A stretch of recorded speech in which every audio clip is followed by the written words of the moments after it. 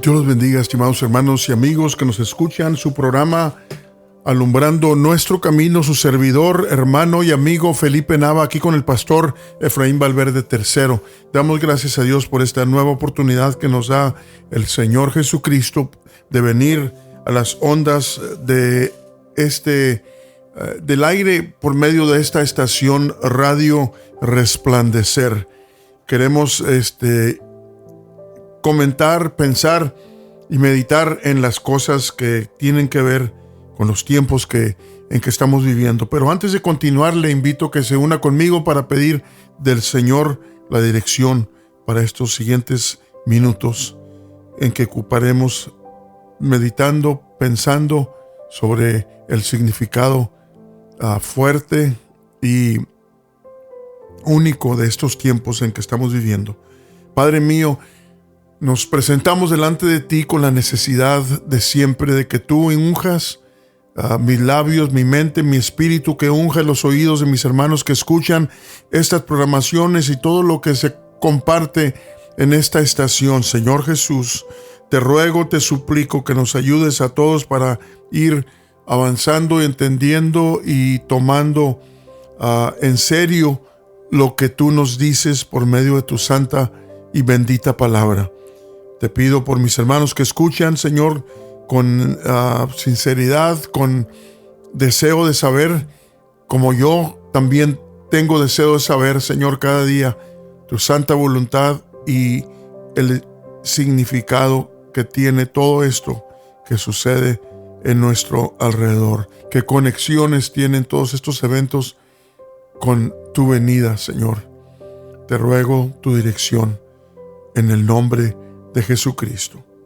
Gracias, Señor,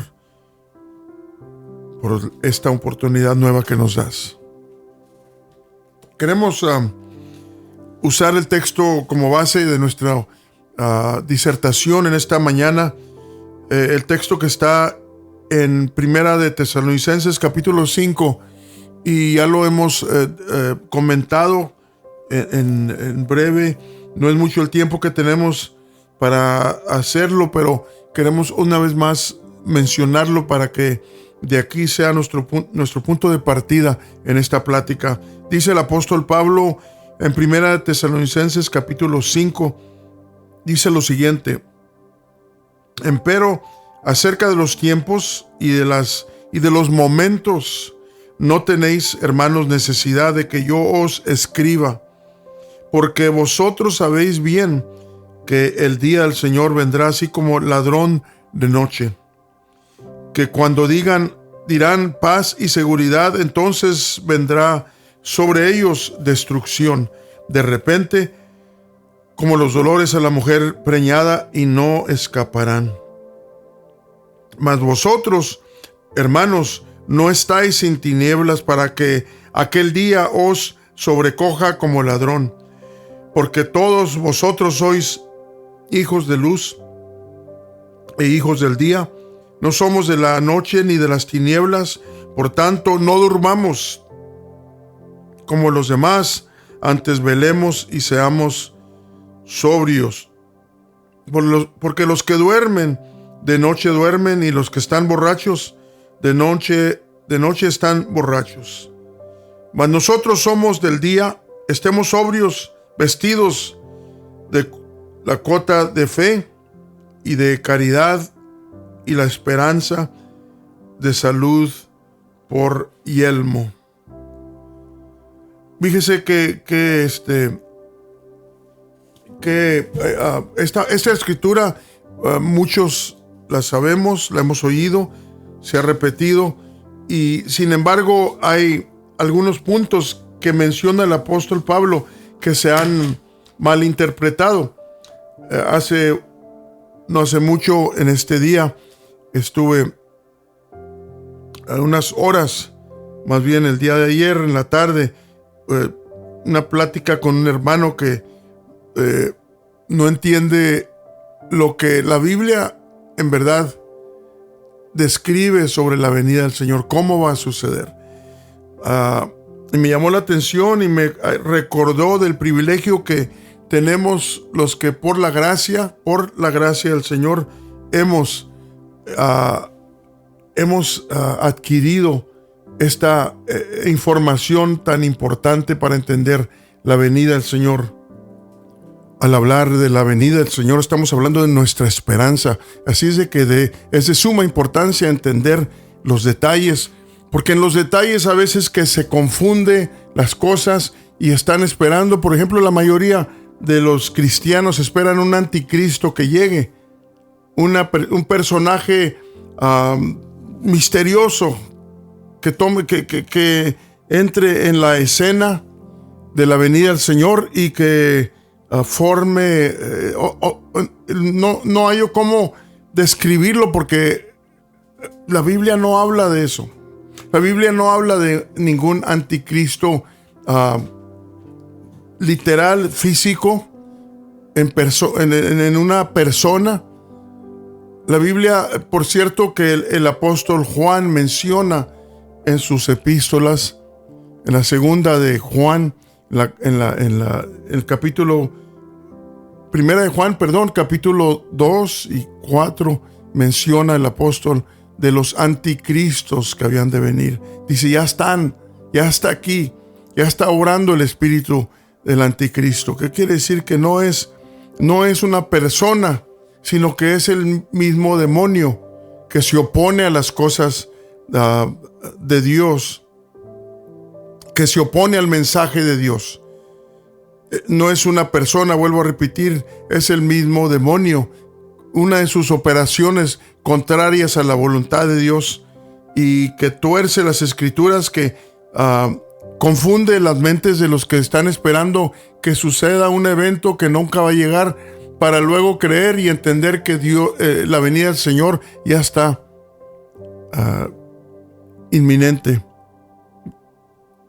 Quiere decir que debemos de interesarnos en los detalles. Mire, nomás como uno de los ejemplos, hay bastante otros puntos que se pueden tocar. Por aquí en 1 Corintios, capítulo 15, verso 50. El verso 50, donde nos habla el apóstol de que vendrá en un abrir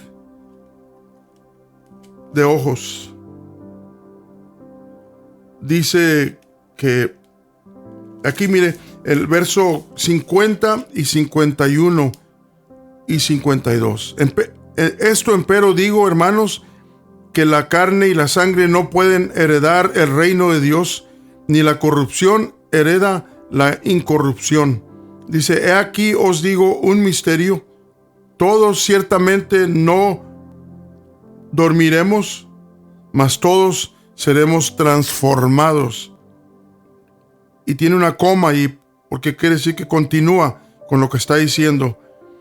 Déjeme leo el 51 de nuevo. He aquí os digo un misterio: todos ciertamente no dormiremos, o sea, moriremos, mas todos seremos transformados. Y luego dice, en un momento, en un abrir de ojo, a la final trompeta. Pero muchos interpretan ese versículo, en un momento, en un abrir de ojo, como que está hablando el apóstol de un desaparecimiento de la iglesia, cosa que si lo leyó conmigo o lo anotó y lo lee después, se va a dar cuenta que ahí está hablando de la transformación, no de la desaparición de la iglesia, cosa que no existe. Pero ahí está refiriendo a la transformación de un cuerpo mortal a un cuerpo inmortal. En un parpadeo va a suceder ese cambio en todos. Los que resucitan van a resucitar en un cuerpo inmortal. No se van a poder morir. Ni los buenos, ni los que resucitaron para vida eterna, ni los que resucitan para vergüenza y confusión perpetua. Ninguno de los dos va a resucitar para morirse en esa resurrección. Y por cierto que hay dos resurrecciones. también es otro punto para discutir, porque hay unos que dicen que solamente hay una resurrección. Al hablar con alguien hace tiempo mencionaba ese punto y me preguntaba, ¿usted qué piensa? Yo nomás leo de una resurrección en la Biblia. Y le dije, ¿cuál es, hermano? Dijo, la primera resurrección. Le dije, te acabas de dar la respuesta tú solo a tu pregunta. ¿Cómo es eso? Dije, sí, porque dices que la primera resurrección. ¿Por qué dijiste primera? ¿Por qué dice primera? Porque hay otra. Si nomás hubiera una resurrección, no la llamara la primera resurrección. Para empezar, ahí está un punto que tienes que corregir en tu mente, para que no te confundas con que nomás hay una resurrección. Y luego lo llevé al capítulo 20 de Apocalipsis, del verso 4 en adelante. Dice lo siguiente: y vi tronos y se sentaron sobre ellos, y les fue dado juicio, y vi las almas de los degollados por el testimonio del Señor Jesús y por la palabra de Dios, y que no habían adorado la bestia ni a su imagen, y que no recibieron la señal en sus frentes ni en sus manos, y vivieron y reinaron con Cristo 1000 años. Mas los otros muertos no tornaron a vivir hasta que sean cumplidos 1000 años. Fíjese cómo dice, mas los otros. Y yo le preguntaba a este hermano, ¿cuáles otros? Digo yo, aquí acaba de hacer una separación el apóstol de la primera resurrección, y sin decir segunda, está mencionando otra resurrección, la segunda resurrección. No lo está diciendo con la palabra segunda, pero está diciendo, lo está claramente diciéndolo sin mencionar la palabra. Dice una vez más, mas los otros muertos, los que resucitan la primera, y termina de mencionar eso, y luego dice, mas los otros no tornaron a vivir hasta que sean cumplidos 1000 años. Hasta que sean cumplidos 1000 años. Y le preguntaba al hermano, ¿ya pasaron los 1000 años del milenio? Pues no, dijo. Entonces, ¿cuáles otros está refiriéndose ahí? ¿A qué puntos nos está llevando ahí para que entendamos? ¿Por qué es importante entender la Escritura? Porque es la que nos instruye, es la que nos ayuda para estar claros en nuestra mente de todos los puntos doctrinales que tienen que ver con nuestro diario caminar, para caminar con seguridad, no en tinieblas, como decía el apóstol Pablo. Aquí dice, mas vosotros, en el texto inicial que leímos, primera de Tesalonicenses capítulo 5, verso 1 en adelante, dice, mas vosotros no estáis en tinieblas para que este día sobrecoja. ¿Qué es tinieblas si no es confusión? Tinieblas representa la confusión, representa a alguien que no está seguro de lo que está creyendo. Y por eso lo marca el apóstol, dice, mas vosotros, hermanos, no estáis en tinieblas para que aquel día os sobrecoja como ladrón. Para empezar, el Señor no es un ladrón. No se está refiriendo a que el Señor sea un ladrón que se va a robar algo. No se está refiriendo a que el Señor va a venir a robarse algo. No, porque nadie se roba lo que es suyo. La iglesia es de Él. Así de que hay que descartar esa idea. Viene a robar. No, está refiriéndose a la parte sorpresiva de el ratero, el hurtador, el ladrón. Viene cuando no lo espera y lo agarra desaprevenido al que quiere asaltar y robarlo. Y usa el apóstol esa ilustración no en todo el sentido de la palabra ladrón, sino en el sentido nada más que concierne con la sorpresa del ladrón. Mas vosotros, dice, no estáis en tinieblas. O sea, Ustedes saben las señales, ustedes entienden las cosas que van a suceder, están despiertos, en otras palabras. En otras palabras está diciendo el apóstol, ustedes están despiertos, están vigilando, están examinando las señales, las cosas que se mueven alrededor. No están adormecidos como para no saber qué es lo que está pasando. También, hablando de estar dormidos, ¿qué significa estar dormido? No se da cuenta, no tiene la enciclopedia de Dios para entender las señales que el Señor dejó. El Señor dejó señales, no dijo el día ni la hora, pero sí dejó señales.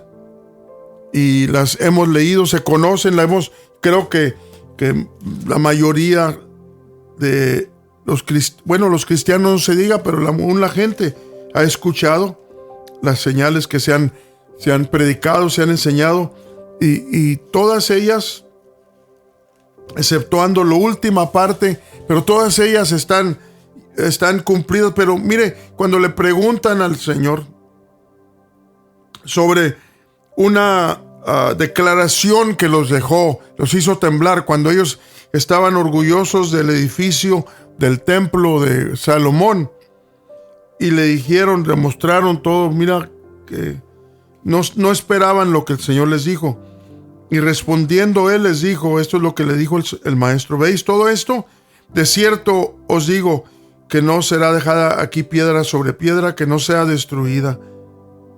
Eso los alarmó a los discípulos, que lo escucharon, y sentándose él en el monte de las olivas, se allegaron a él los discípulos aparte, diciendo: dinos, ¿cuándo serán estas cosas? ¿Y qué señal habrá de tu venida y del fin del mundo?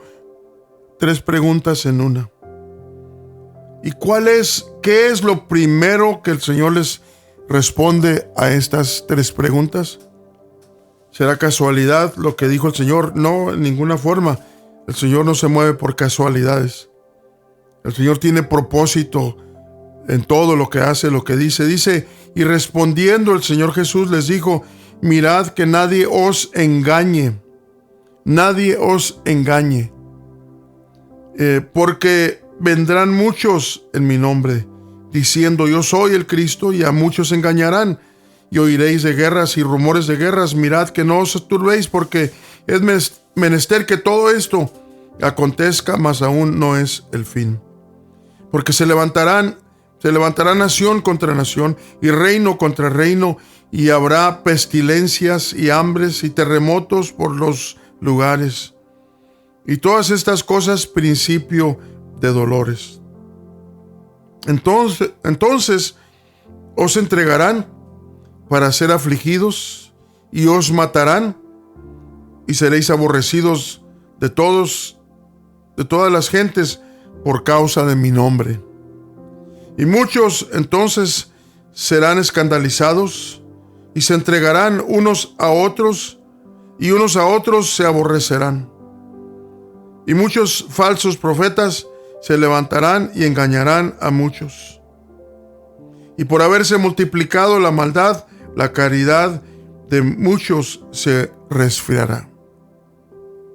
Mas el que perseverare hasta el fin, éste será salvo. Y sigue el maestro disertando sobre aquellas 3 preguntas que debemos de poner alta atención a lo que el maestro menciona. La mayoría, si no todas, de las cosas que menciona ya se han cumplido, otras están delante de nuestros ojos cumpliéndose, exactamente como se dijeron. Han pasado cerca de 2000 años desde que dijo el Señor esas palabras, y se está cumpliendo al pie de la letra, exactamente como lo mencionó, como lo declaró el Señor, el dueño de la iglesia. Por acá, por el libro de Efesios, capítulo 5, verso 15. Mire lo que nos dice el apóstol Pablo: mirad pues cómo andéis, avisadamente, no como necios, mas como sabios, redimiendo el tiempo, porque los días son malos. Por tanto, no seáis imprudentes, sino entendidos de cuál sea la voluntad del Señor. ¿Para qué tenemos que estar conscientes del tiempo? Entre otras razones, porque lo anhelamos, porque esperamos la venida del Señor. Pero aparte de esa razón mayor, están también las razones que nos mantienen preparados y sabiendo que se acerca el día y revisando nuestra vida, checando cómo andamos en verdad. No esperemos que el Señor mande a alguien y nos reprenda y nos diga, y no nos va a gustar cuando viene de afuera. Pero cuando nosotros mismos nos analizamos a nosotros mismos y vemos nuestras faltas, nuestras debilidades, en donde estamos, los puntos donde estamos fallando, óigame, ¿quién mejor y qué agradable es al Señor el mirar a sus hijos viéndose, examinándose delante de Él para decir: Señor, aquí ya me examiné esta parte de mi vida, estoy débil aquí, no estoy vigilando como debo estar vigilando. Empieza usted y yo a caminar, a darle vuelta a nuestra vida, a observar y decir: Señor, miro y me asombro y me asusta la forma en que estoy viviendo, pensando. No estoy donde debo estar espiritualmente. Mira, aquí dice el apóstol Pablo en 1 Corintios capítulo 11, que si nos examinásemos a nosotros mismos, cierto, no seríamos juzgados. Una vez más, que si nos examinásemos a nosotros mismos, cierto, no seríamos juzgados. ¿Por qué es difícil juzgarse? ¿Por qué es difícil mirarse? Porque en ocasiones da vergüenza lo que mira en el espejo de Dios. Porque tiene un concepto erróneo, porque piensa que es esto, y cuando se para en el espejo de Dios mira otra cosa muy diferente a lo que se pensaba de sí mismo.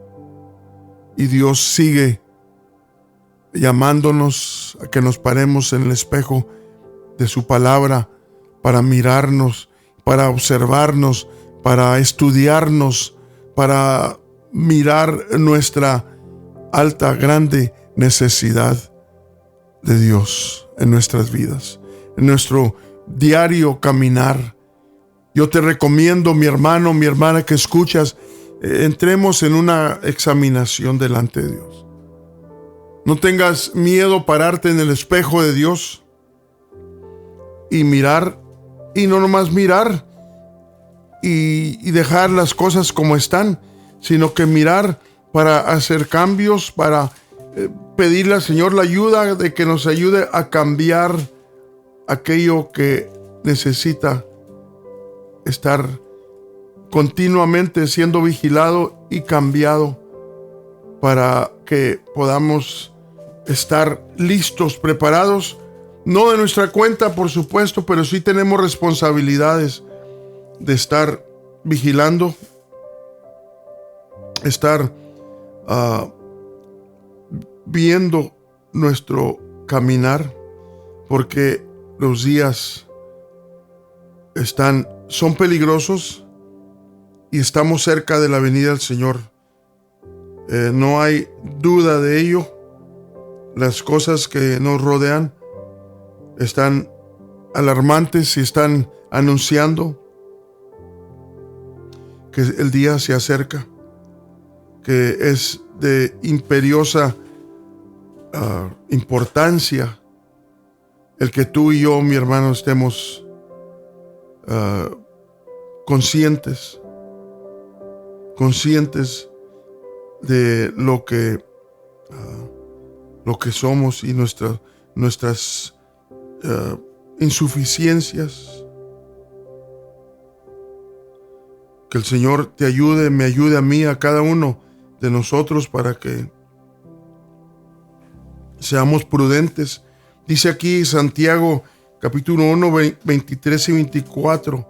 Dice, porque si alguno oye la palabra y no la pone por obra, este tal es semejante al hombre que se considera en un espejo su rostro natural, porque él se consideró a sí mismo y se fue, y luego se olvidó que tal era.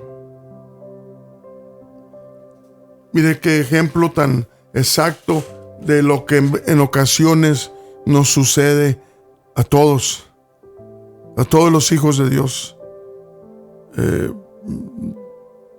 Batallando unos más, otros menos, pero la guerra es la misma en todos. No le hace que tan mayores estemos, no le hace que tan jóvenes estén. Teniendo conciencia del bien y del mal, el ataque está sobre nosotros. Empezando con nuestra propia carne. Nuestro anciano nos decía que el peor enemigo del Hijo de Dios es su carne. Porque su carne vive en ella, duerme en ella, se levanta con ella, anda todo el día caminando en ella. La carne es parte de lo que somos. No podemos deshacernos de ella. Y ahí la traemos, y la lucha no se va a acabar. Esa lucha no se va a acabar hasta que regrese el Señor por sus fieles. Y esa lucha es parte precisamente de lo que el galardón de Dios, el por qué el Señor va a dar galardones a los fieles. Dice, porque el verso 17, capítulo 5 de libro de Gálatas 5:17 dice, porque la carne codicia contra el espíritu y el espíritu contra la carne, y estas cosas se oponen la una a la otra para que no hagáis lo que quisierais. El Hijo de Dios quiere hacer la voluntad de Dios, mientras que la carne se opone y le estorba y se amacha, que no quiere que se acerque a Dios, no quiere que clame, no quiere que busque, que escudriñe la palabra de Dios.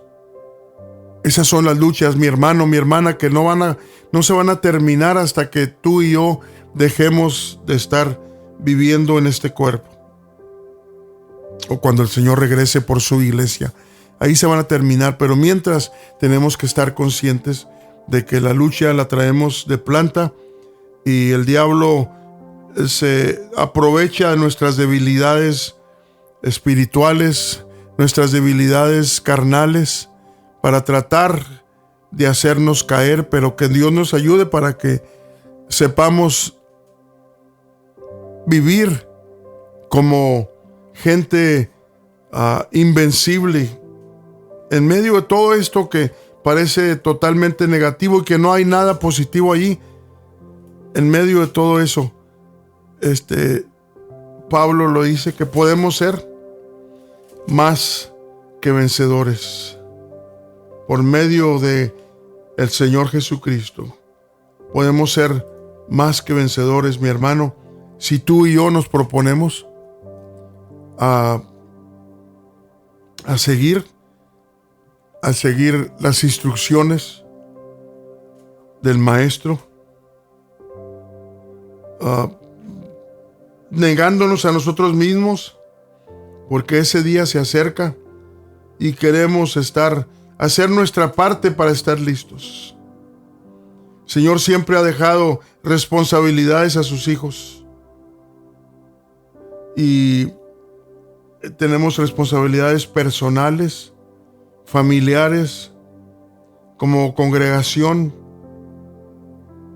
y el Señor promete su ayuda. Por supuesto, no podemos solos, pero Él ha prometido estar con nosotros y ayudarnos y hacernos más que vencedores. Dice el verso 37 de Romanos 8:37, dice el apóstol Pablo, antes en todas estas cosas hacemos más que vencer por medio de aquel que nos amó. Fíjese la promesa, de parte de Dios por medio de este apóstol que venció. Este hombre no fue cualquiera, fue decapitado por el evangelio. Así de que no hablaba nomás bonito o hablaba nomás imaginaciones, sino que hablaba aún estando bajo la amenaza de muerte. Que Dios te ayude y me ayude a mí, mi hermano, para estar despiertos y velar y fijarnos en el tiempo, en las alarmas que estamos viendo, principalmente en el pueblo de Israel, porque el pueblo de Israel, la tierra y el pueblo son el reloj de Dios, para que nos fijemos los tiempos y las horas que van caminando. Cuando haya problemas en Israel, cuando haya situaciones difíciles que extremezcan al mundo mismo, es que el reloj se está moviendo más cerca al momento en que el Señor ha de regresar por sus fieles. Dios te bendiga, te guarde y te ayude, y oremos los unos por los otros para que seamos hallados fieles cuando el Señor regrese por nosotros. Gracias por su atención y regresamos, Dios mediante, la semana entrante con otro pensamiento de la palabra del Señor. Dios sea con cada uno de ustedes, es nuestro deseo y nuestra oración.